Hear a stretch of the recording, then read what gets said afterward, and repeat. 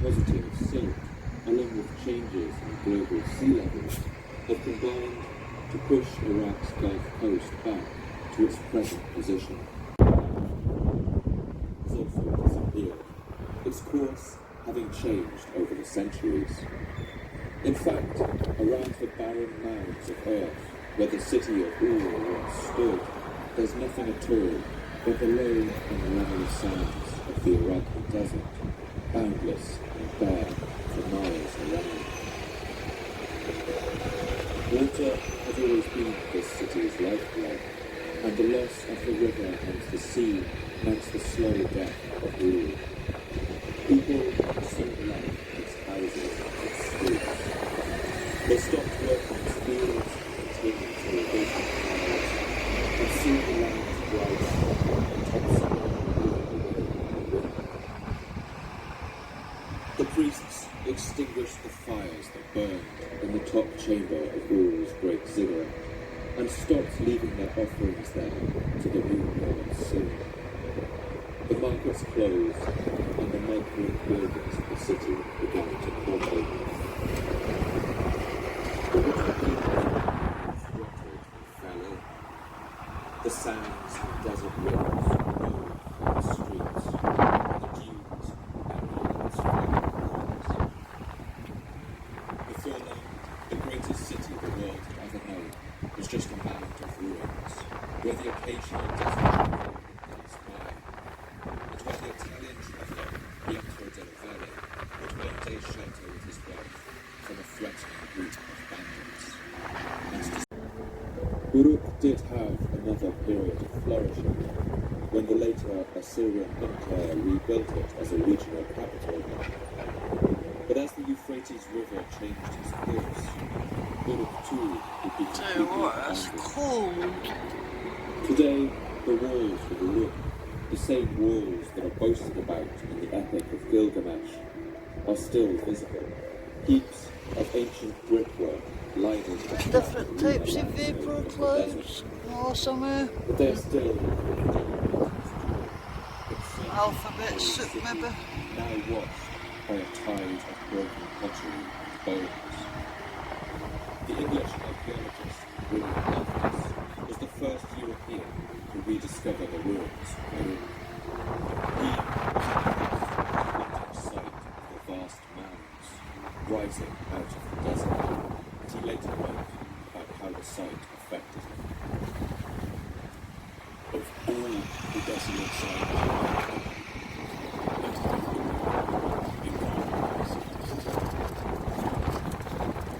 the process of decaying cities of ancient Suba, Vapour, Eridu, Lagash, Ur, and which have been burned to dust. Only their clay tablets remain, buried in the sands of the Rhine, fragments containing the voices of a whole people, waiting for archaeologists to discover them, and, through arduous and painstaking work, to find out how to read them. These fragments give us little bursts of light, illuminating the dark ocean floor of this most distant past, giving us the records and recipes of the Sumerian people, their music and their prayers, their loves and grief, their triumphs, and their beautiful, sorrowful lamentations for the loss of the world's first cities. And it gives us, too, the wistful philosophies of these ancient people, as these lines from the Epic of Gilgamesh show. Nobody sees death. Nobody sees the face of death. Nobody hears the voice of death. Savage death just cuts mankind down. Sometimes we build a house, sometimes we make a nest, but then brothers divide it upon inheritance. Sometimes there is hostility in the land, but then the river rises and brings floodwater. Dragonflies drift on the river.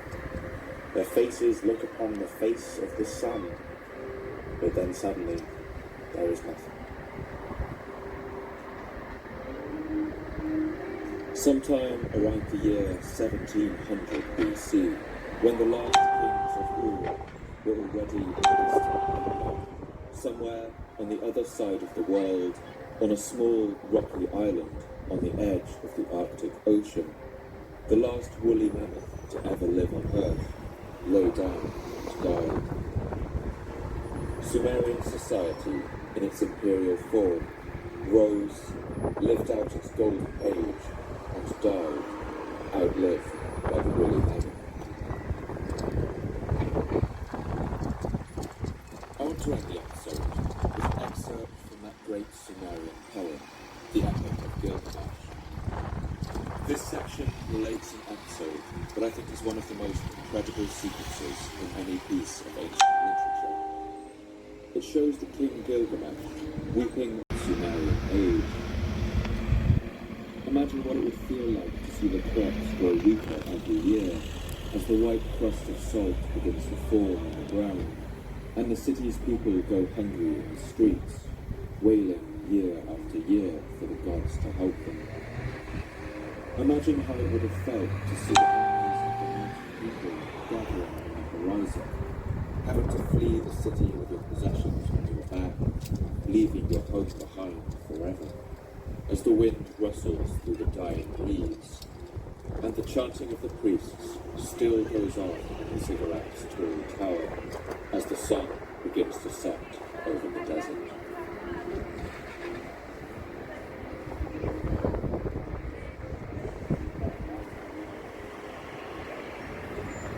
Listen, my friend, this is the dream I dreamed last night. I stood before an awful being, the soul faced on my bed. He turned his stare towards me and he led me away to the palace of Akala, the queen of darkness, to the house from which none who enters ever returns, down the road from which there is no coming back. There is the house whose people sit in darkness. Dust is their food and clay their meat. They see no light, they sit in darkness. I entered the house of dust, and I saw the kings of the earth, their crowns put away forever, rulers and princes, all who once wore kingly crowns and ruled the world in the days of old. They who had stood in the place of the gods stood now like servants. In the house of dust were high priests and acolytes, priests of the incantation and of ecstasy. And there was Ereshkigal, the queen of the underworld, she who